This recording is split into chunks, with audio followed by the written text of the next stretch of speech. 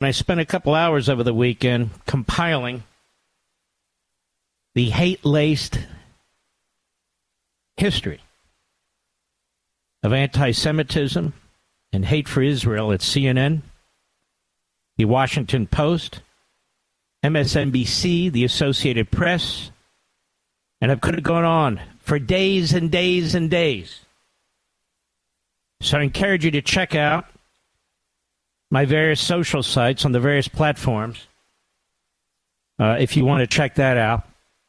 One day I'll write a lengthy essay or maybe even a book on this because it's important to understand. And I will name names as well. From Jake Tapper, and who else was there? Just so many. Mehdi Hassan, Wolf Blitzer, how awful he's been on the subject. But not just him. All of them. This is the mindset at CNN. This is the mindset at MSNBC, the Washington Post, the New York Times. It's terrible. Terrible. But I want to read something to you because you keep hearing about a two-state solution. And the Secretary of State Blinken, who was the Deputy Secretary of State under Obama, and I'll get to him in a minute, is doing shuttle diplomacy from one murderous genocide regime to another. Some of them headed by terrorists, some of them headed by Islamists. And what is he trying to do? They say, the media, that he's trying to make sure, aren't more fronts that are opened up against Israel. It's not what he's doing. He's going behind the back of the United States Congress, behind the back of the American people, behind the back of the Israelis, and he's negotiating for a so-called two-state solution. They even put that up on their official State Department website. They want Israel to stop defeating Hamas. They want Israel, Doug Ross has a great piece on this, to enter into its 16th ceasefire over the years. 16th. Where Gaza's rebuilt and on, and then they attack Israel again. And people are right when they say, and you'll only hear this on Fox, that there was a ceasefire all the way up to October 6th until the Hamas Nazis broke the ceasefire. But that's not my point. Memory, which is a great site if you want to check it out, MEMRI. Memory.org. So is camera.org, like the word camera, CAMERA.org. But memory.org, they have staff and others who interpret Arabic and other languages overseas. And they mention a columnist, Hani Salim Mashur. Hamas is not Palestine, an El Arab London publication. And without getting into all the detail, and he gets into a whole lot of detail, I actually believe it's a she, but whichever. I want you to listen to this brilliant point. There can never be a two-state solution. Because Hamas, Hezbollah, the umbrella group, the Muslim Brotherhood, which has a long history, 100-year history, is not interested in a state. They're interested in a caliphate, just like ISIS. They've tried on several occasions under the umbrella of the Muslim Brotherhood, and that's what Hamas is, part of the Muslim Brotherhood, to knock off Egyptian leaders. And they did it with Mubarak. And, of course, the assassination of Sadat. They've taken over Lebanon. That is this effort at a caliphate. They now control what was the country of Lebanon. They're more powerful than the government there. They've taken over, with the Houthis, Yemen. They control Yemen now. And they're taking over other Arab states and other states in the Middle East and elsewhere. They're not interested in a quote-unquote two-state solution, but they are interested in the United States giving them territory from which they can continue their caliphate. And it wouldn't matter if it was Abbas with the Fatah party or some group or whatever it is, where they grab another chunk of land from the Israelis, Judea and Samaria. They would push the indigenous peoples, the Jews, off there in order to create fabricate this country. And the point of this author is, and this isn't the only author, there's another author in Egypt who's written essentially the same thing. The West doesn't understand what's going on, or if they understand it, they're denying it. This is a caliphate.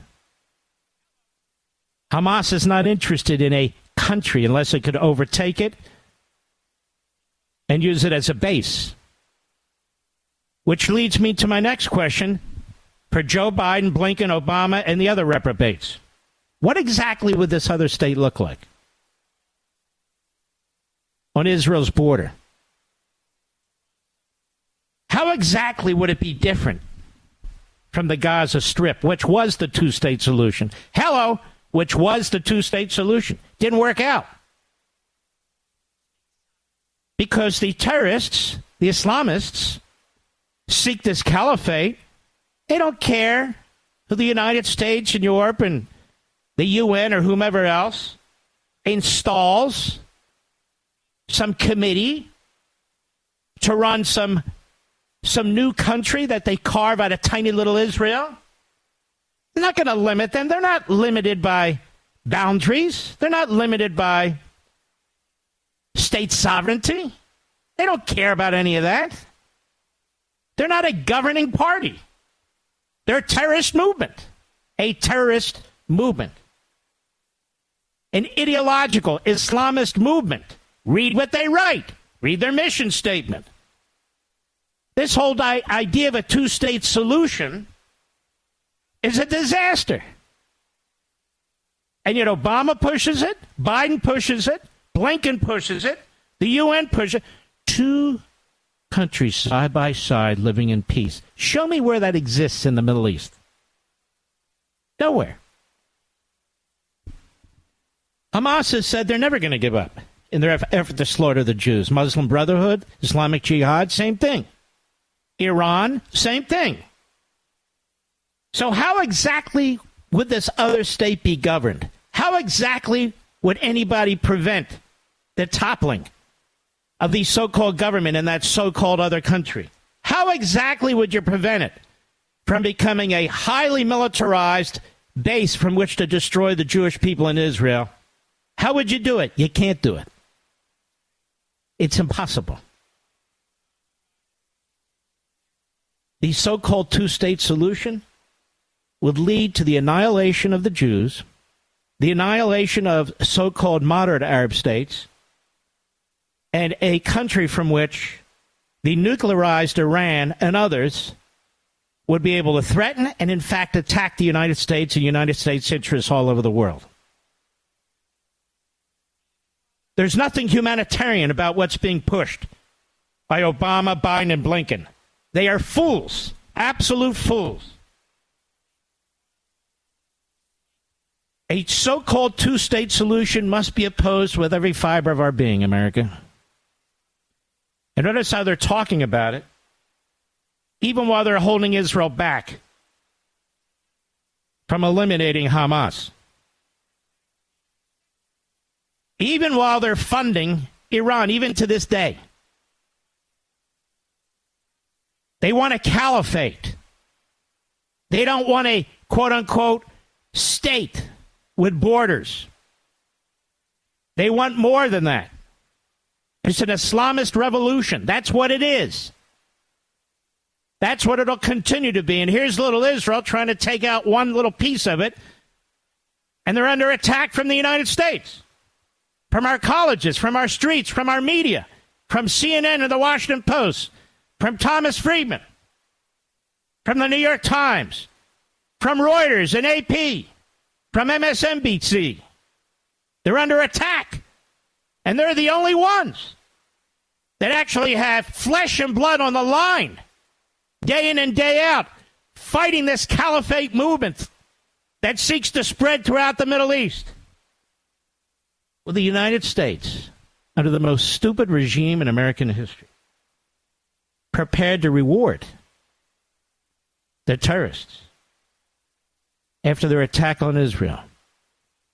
The only way to resolve this, they say, is essentially for Israel to lose. Because Israel, as we all know, is inhumane. It's targeting citizens. Look at all this. See pictures left and right. Don't you see?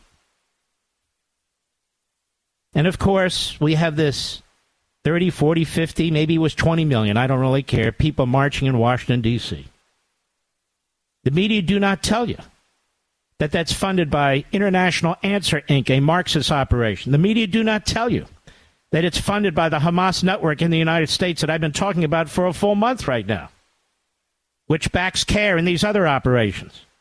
The media will not tell you that many of the front groups involved, the non-governmental organizations, have been funded by George Soros, who's been trying to destroy Israel and its sovereignty for decades.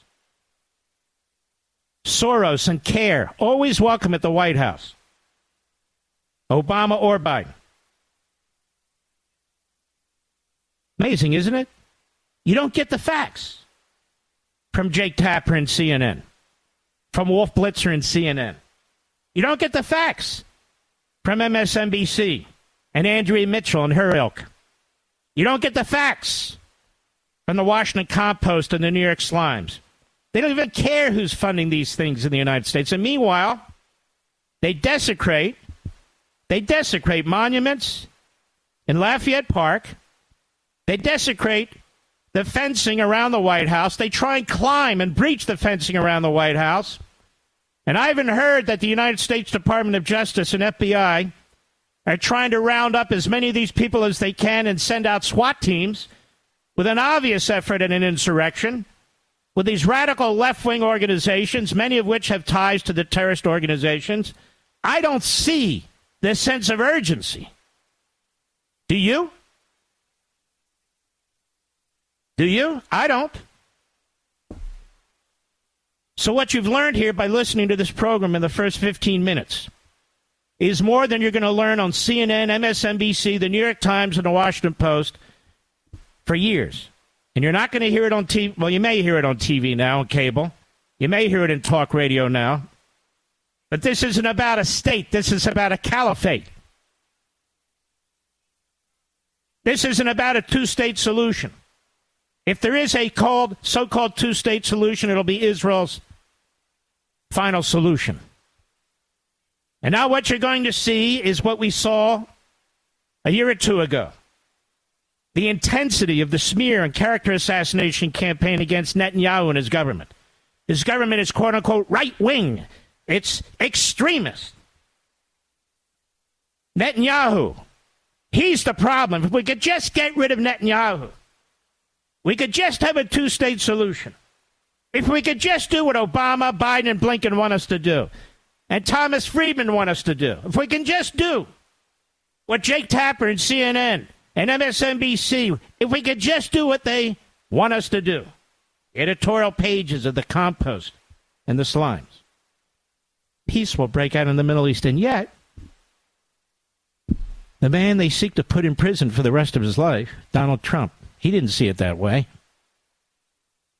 And as a result of his policies, which run completely contrary to the Democrat Party, peace was breaking out everywhere.